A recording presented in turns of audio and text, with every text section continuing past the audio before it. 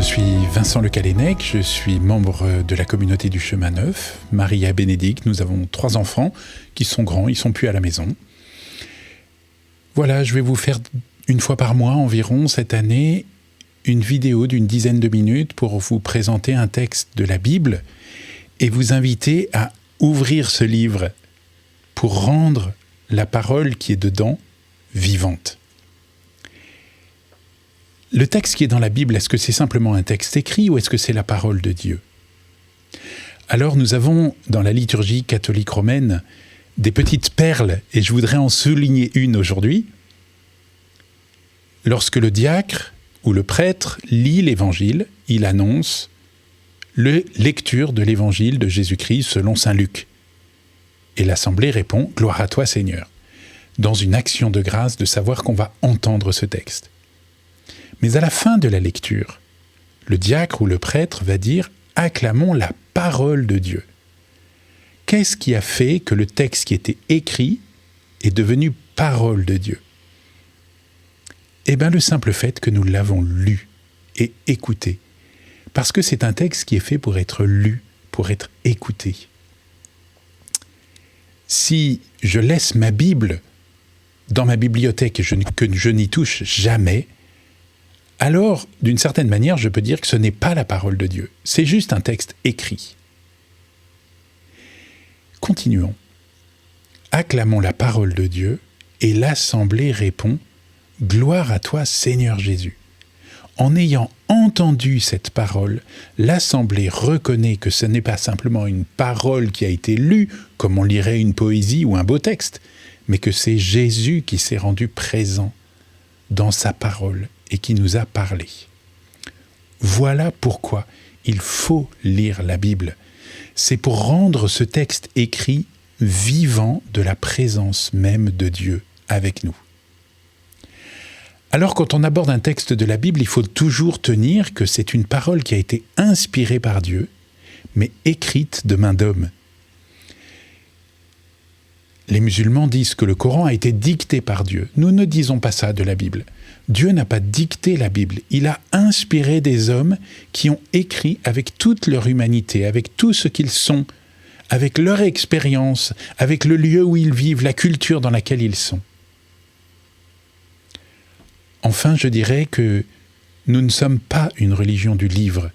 Même si la parole, si la Bible est essentielle et la source de ce que nous pouvons entendre de Dieu, nous ne sommes pas une religion du livre.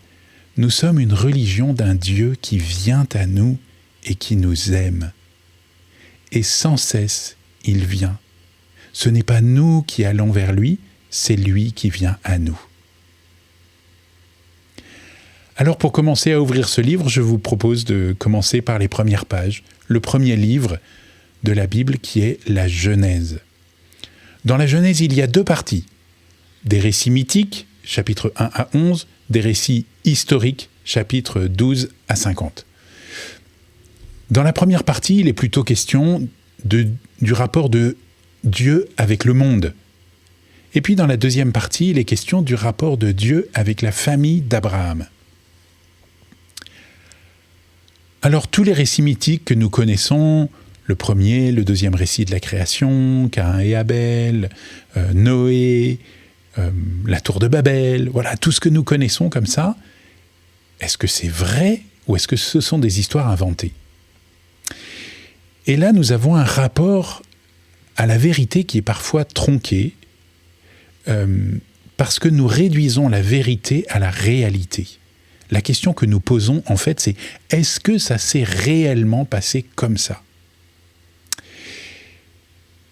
Eh bien, là, je vais m'adresser, par exemple, à ceux qui, parmi nous, sont mariés depuis longtemps ou ont fait un engagement religieux depuis longtemps. Si vous parliez aujourd'hui de votre mariage, de votre engagement, est-ce que vous en parleriez de la même manière que le lendemain de l'événement ? Évidemment non. Qu'est-ce qui est vrai ? Les deux.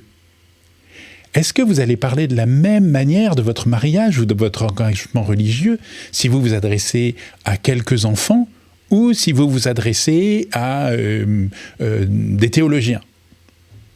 Ah ben non, vous n'allez pas en parler de la même façon. Qu'est-ce qui est vrai? Les deux. Parce que la vérité va plus loin que l'exactitude. D'ailleurs, si on devait la réduire à l'exactitude, nous lirions le premier chapitre de la Genèse, et ça n'irait pas très bien, parce que le premier chapitre, c'est le récit de la création en 7 jours. Or, nous savons scientifiquement que le monde n'a pas été créé en 7 jours. Mais plein de bonne volonté, nous avançons. Et puis tout à coup, nous avons le deuxième récit de la création, où Dieu va modeler l'homme, Adam, va tirer une côte de la côte d'Adam, Ève.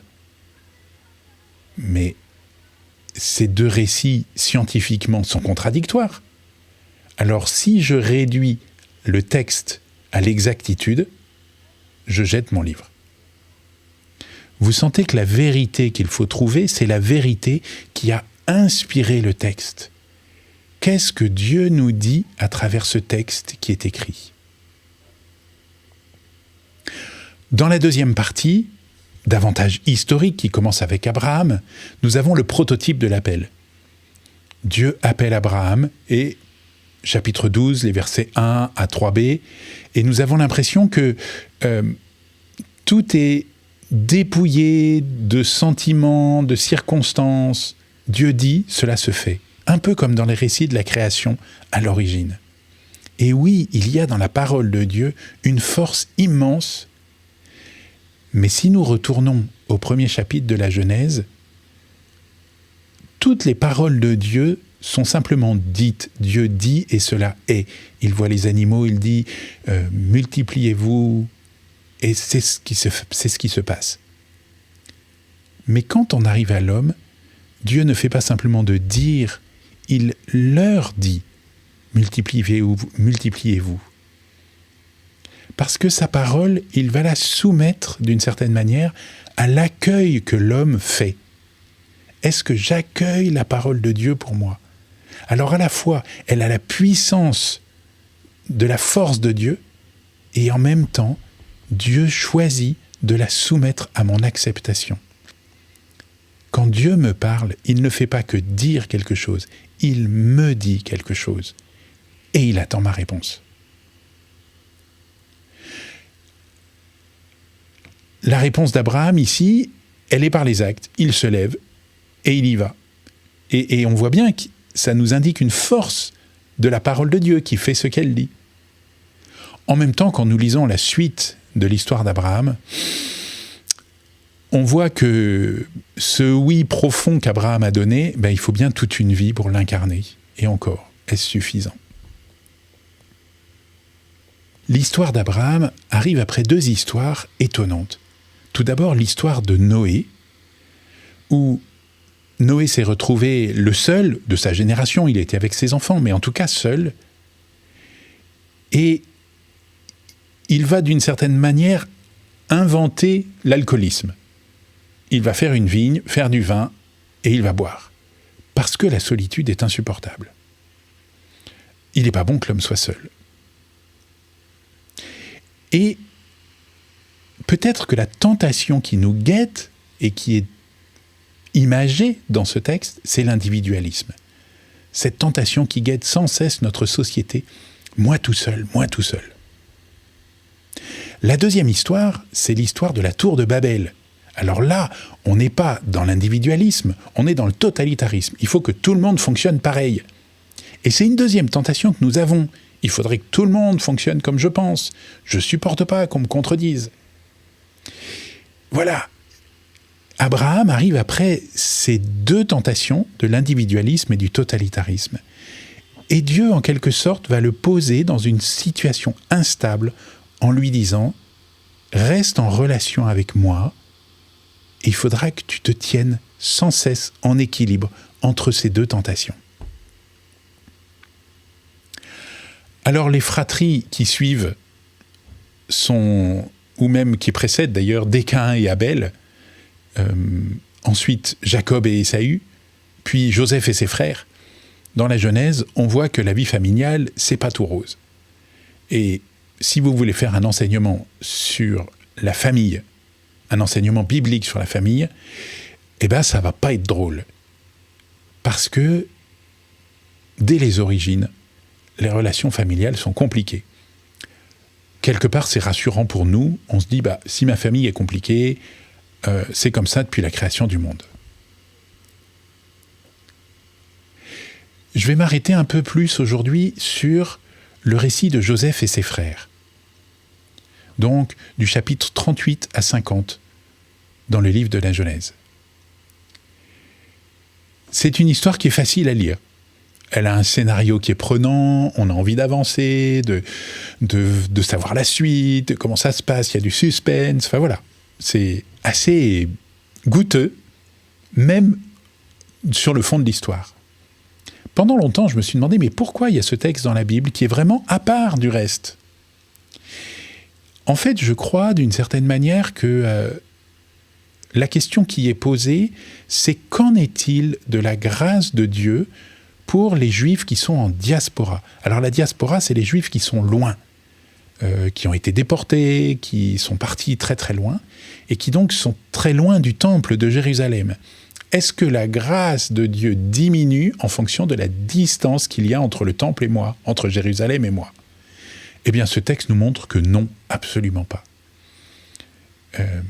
Joseph est vendu par ses frères comme esclave en Égypte, et en Égypte, il va devenir le numéro 2, le bras droit de Pharaon. Et quand la famine va survenir en Israël, ses frères vont venir jusqu'en Égypte pour chercher de la nourriture, parce qu'ils savent que là, il y en a. Et ils vont tomber sur Joseph. Et c'est une magnifique histoire de réconciliation, de miséricorde, avec cette pointe qui est donnée par Joseph. Le mal que vous aviez projeté de me faire, Dieu l'a changé en bien. Le mal que vous aviez projeté de me faire, Dieu l'a changé en bien. Alors voilà, aujourd'hui je vous invite à lire cette histoire, les chapitres 38 à 50 de la Genèse, en sachant que vous soyez proche de Dieu ou loin de Dieu, peu importe, la grâce de Dieu est la même pour vous, comme elle a été pour Joseph. Et puis si vous voulez lire davantage, vous pouvez lire tout le récit d'Abraham à partir du chapitre 12. Et si vous voulez lire encore plus, je vous invite à lire toute la Genèse.